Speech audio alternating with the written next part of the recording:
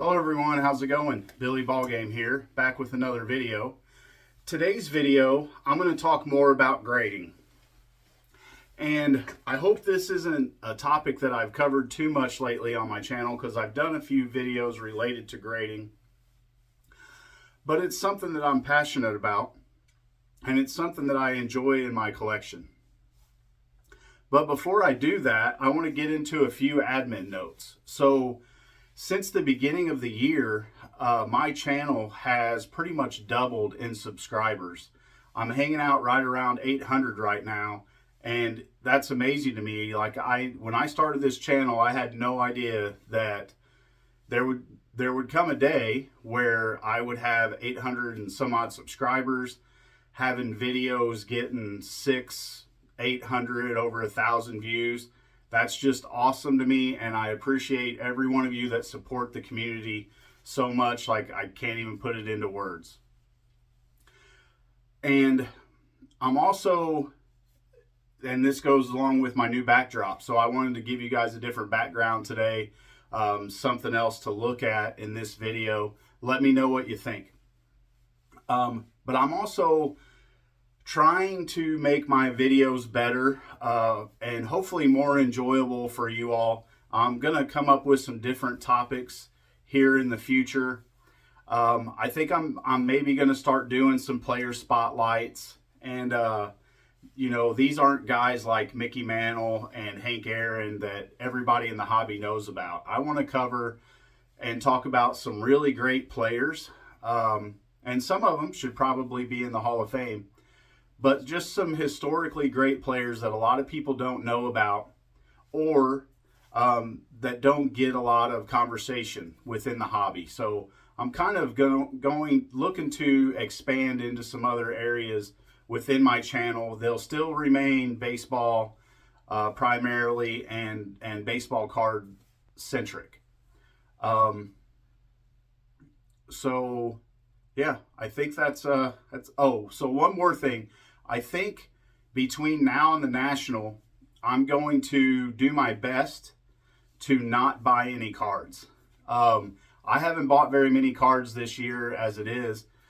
The last cards that I bought were at the St. Louis Card Show, where I bought my Albert Pujols rookie and my 52 Topps Red Shandings. So if I stop buying cards between now and the National, that'll leave me with a substantial increase to my budget to spend at the National. So I'm going to do my best with that.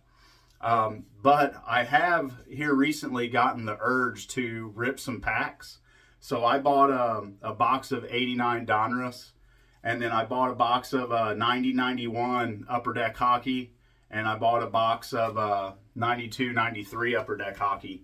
So I may go through the highlights of those here in the future. So 3.5 minute intro. So here I am talking again and haven't even gotten into the main topic. So here we go. So I've gotten a lot of comments lately from people mostly in the videos where I talk about graded cards. I've gotten a lot of comments from people about they think grading is a scam. They only buy raw cards.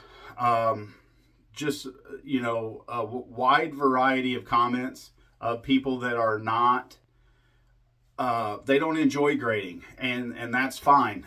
Again, like you'll always hear me say on my channel, if that works for your collection, then do what works for your collection. I love graded cards. And on this channel, I'm always just talking about my opinions and my collection. I'm never trying to tell anyone what they need to do with theirs, and I hope that you all understand that. This is just my opinion. One dude who loves baseball and loves baseball cards. But I love grading. So right now in my collection, I have 175 cards graded in my collection. And that's a small amount, right? But I've talked about it before. When I got hot and heavy back into this at the end of 2018, beginning of 2019, I only had 4 graded cards in my collection. So my collection's grown substantially since then, and I'm happy with it. I'm happy with the cards that I have, and I'm happy with the direction my collection is going. But out of those 175 graded cards that I currently have, those aren't any of my doubles that I have, that I may sell at some point to move into other cards that I want. Those are the cards that I consider part of my collection that I have added into VCP that that makes up my collection on VCP. So out of those 175 cards, I have one BVG, I have one BGS, I have one CGC/CSG, I have 72 SGC cards, and 100 PSA. So I told you I thought my collection was pretty evenly split between SGC and PSA. It leans a little heavier PSA than I really thought it did. But I'm going to show you my non-PSA or SGC cards right now. So if you watched my collaboration video with Nate from Trimmy Hedges, you heard us talk about BVG and BGS and some of the other grading companies. And, we went kind of hard on BVG. And so this is my only BVG graded card right now in my collection. Like I said, this is one of the first cards that I bought off my buddy Chris from Missouri at a show down in Jeff City. And I really just wanted an Ozzie Smith rookie card. So this one I will keep until I find an upgrade. And what I'm hoping to get at some point is around maybe an SGC 8 or something in that ballpark. But I'm not in any huge hurry to upgrade this card. So there's a BVG. Here is my BGS. Now this is one of my probably worst purchases I've made off of eBay in the last few years. So I bought this one with this one was by itself. I really like the looks of this card. I thought it was a 82 Topps football. I really like the design. I think they're great looking cards. I love Terry Bradshaw. I didn't have a Terry Bradshaw card. This one was cheap, so I went ahead and bought it.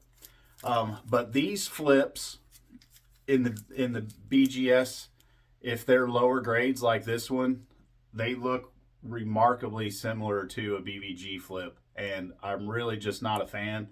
This was, again, just a pickup of a cheap card to add to my collection. And really, I have no idea what I'm going to do with that long term, if I'm going to keep it or what I'm going to do. So here's my CGC card. So when they came out with these flips, because again, they've changed already another time. When they came out with these flips, I was considering getting into CSG/CGC. So I wanted to pick one up. And Marshall Faulk is probably one of my favorite NFL players of all time, as part of the Greatest Show on Turf Rams. And this was a cheap rookie card of a player that I really liked in a CSG slab. So I went ahead and picked this up. But this is the only CGC/CSG slab that I have currently in my collection. And I really like them. I like the flips.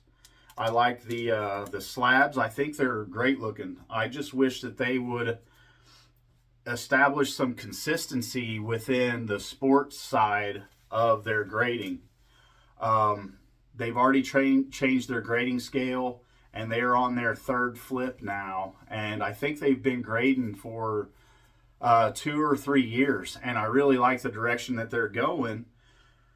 But they need to find something and stick with it. So imagine if you had built the bulk of your collection off of the green and white CGC labels or CSG labels, and you had hundreds of cards graded in those labels, and then 6 months later they come out and change the label and the grading scale, and then you upgrade your collection into all these, because they were offering that where you could cross them over, and so you upgrade them into all these, and then they change the slab again, or not the slab but the flip. I think that would bother me. So I think in order for CSG/CGC to really get a foothold in the sports card side of grading, they really need to establish some consistency. All right, so the main topic, now that I'm almost 10 minutes into this video, is why I like graded cards.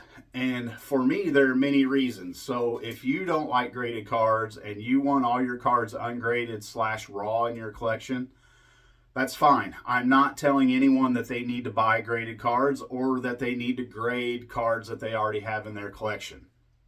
Again, do what you want, do what fits in your collection. This is why I like graded cards. So for me, a big part of it is, and part of this I've touched on previous videos, but I've never put it all together in one video where I've covered all the points. So I'm hoping I can kind of wrap this up in a bow for you all today and give you my opinions. And if you disagree on anything I said to that part up to this point, that's great. That's what makes the hobby go. So feel free to give me your opinions and your thoughts in the comments, and then maybe that it will lead to future videos, or maybe it kind of maybe you influence me and I change my mind. But this is what I like about graded cards. So for me, like I've said in previous videos, it gives me an extra layer of protection when I'm buying cards online, primarily off of eBay. So, like I said, I like, especially for my 60 top set, I like mid-grade cards. I like 5s and 6s because even though on CS or on SGC's grading scale, it says a 5 can have a slight crease, I personally have never seen a 5 with a crease graded by SGC. That's not to say they're not out there, but if I buy an SGC 5 or a PSA 5 off of eBay, I know more than likely what the condition of that card is going to be in, and I'll still check the edges and corners and stuff like that. But for me, the main focus when I'm buying them online is the coloring. So I got to have a picture that I feel isn't all brightened and filtered and all that other stuff. So I look at the pictures really close and compare them with other cards to make sure the coloring is accurate to what the color on the actual card is. And I look for centering. So in 5s and 6s, I expect corner dings or chips in the edges and stuff like that. But if I buy a 5 or 6, I have a pretty good idea of what kind of condition that card's going to be. Once I know what the centering and the color of the card is.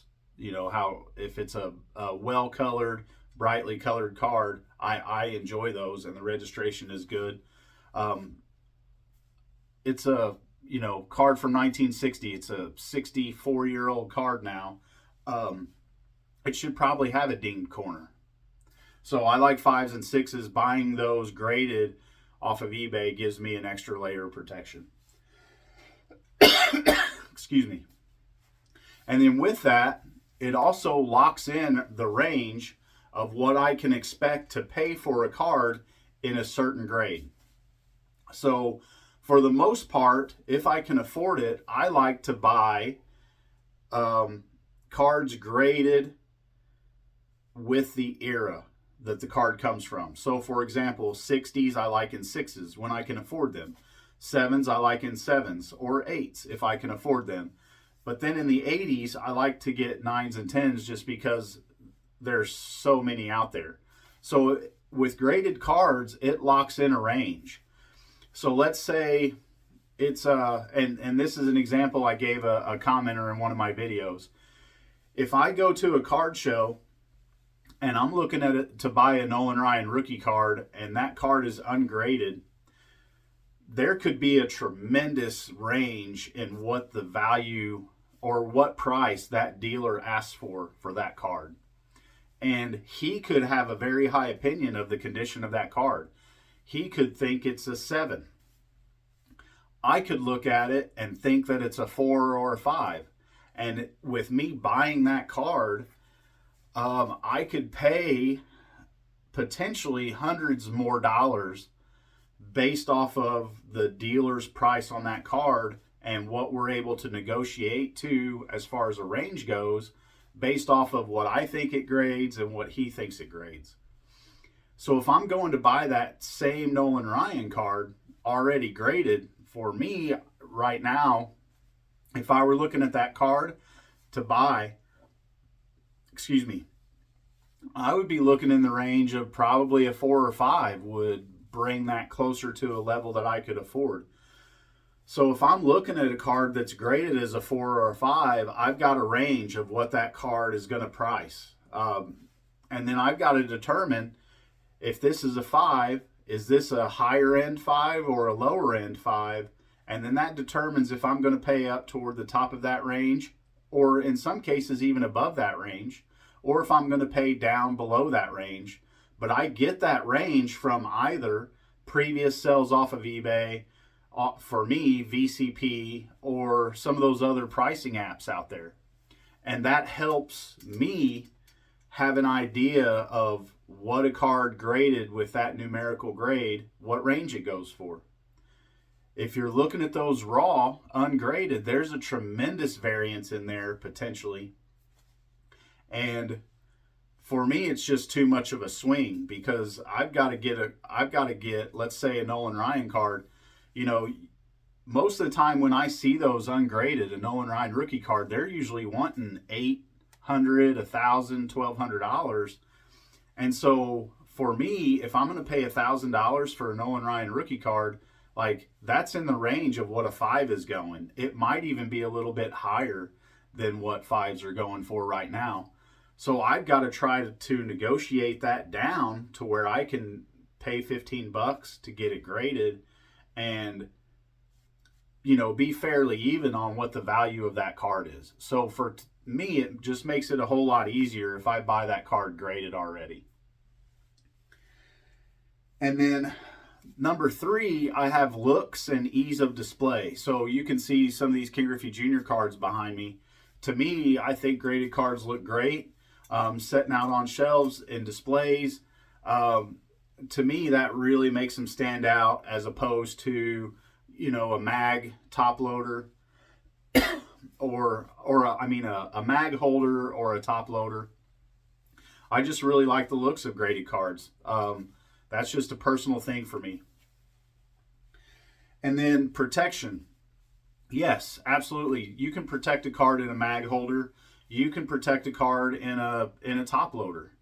Like, that's how we did it back in the day before grading happened. But I've never seen graded cards get brittle. I've never seen them turn yellow like I've seen top loaders, right?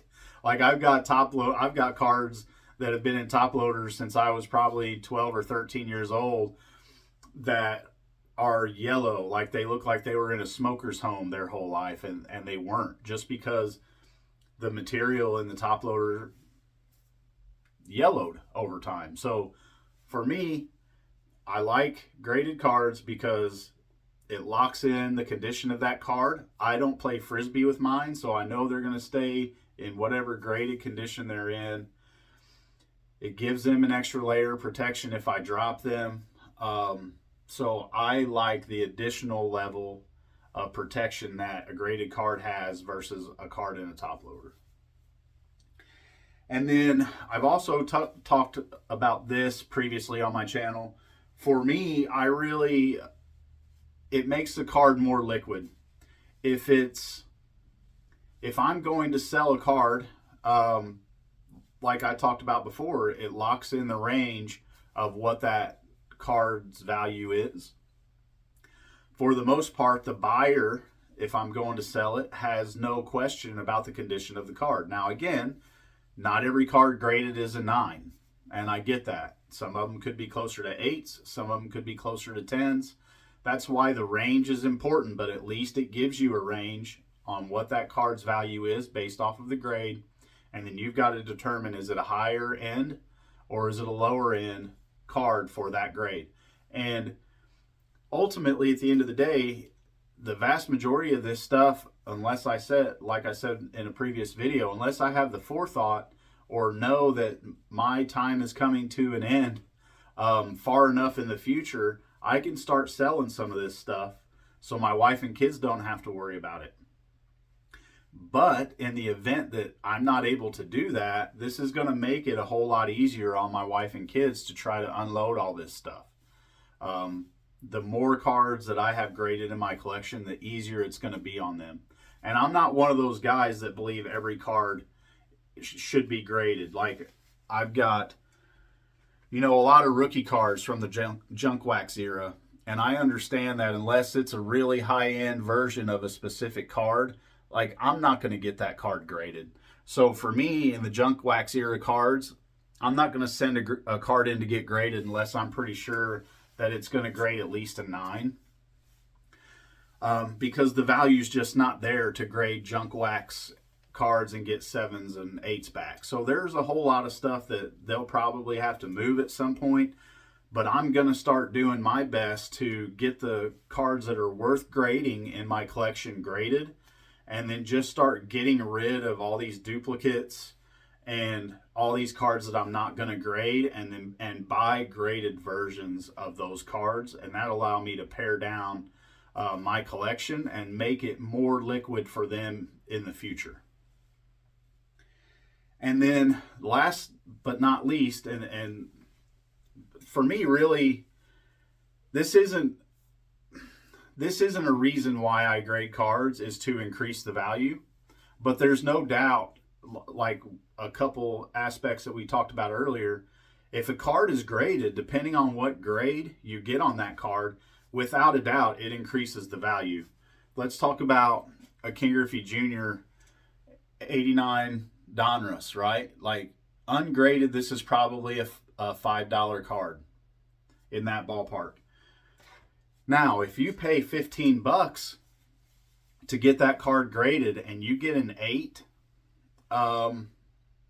is it worth $5 to $10? Somewhere in that range, probably, would be my guess. Maybe a little bit more than that, but still, it increased the value of that card. Now, you paid $15 to get it graded, and the card's probably not worth that, but it's probably not a $5 card anymore. That same card, if you get a 9, is now a $30 or $40 card, and you paid $15 to bump that card up in value another $15 or $20 or so, right? Then in the off chance that you get a 10, because of the lack of quality of the production of all these junk wax era cards, that 10's now worth $300 and something, right?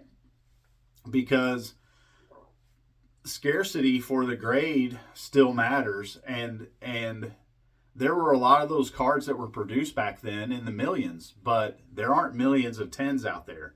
I don't know what the PSA registry number is for a 10 in the 89 Donruss King Griffey Jr., but my guess is it's a couple thousand. Probably maybe 5 at the most. There, to me, it's probably nowhere near 10,000, but even if it's 10,000 cards graded in a 10 for 89 Donruss, when you consider the fact that they made millions of those cards, that's pretty scarce to be able to find a card of the quality that would grade a 10. So without question, grading can increase the value of your cards if you're sending the right cards in to get graded and you're getting the right grades. That's why, to me, not every card is worth grading, and you hear a lot of people talking about the junk slab era with the modern stuff. And to a certain extent, I would agree with that. So those are all the reasons why I like graded cards. So in the comments below, if there is something that you feel I missed as a reason why you like buying graded cards, feel free to let me know. If you think I'm completely absurd and you think grading is a scam and you don't do it with your cards in your collection, that's fine too. Let me know in the comments. But again, I want to start making this channel more, instead of just me talking, I want to make it, more of a two-way communication flow if I can. Kind of similar to what Greg from Midlife Cards does. I really enjoy his channel, and I really enjoy the level of interaction that he has on his channel, and would like to increase that within mine. So this is almost 25 minutes. I'm going to go ahead and wrap it up. So if you're still here, thank you again for your support. and watching the video and supporting the channel. I appreciate you all so much. And yeah, I think that'll do it. If you haven't already, please give this one a like, subscribe to the channel, and until the next one, I hope everybody has a good one, and I'll talk to you later.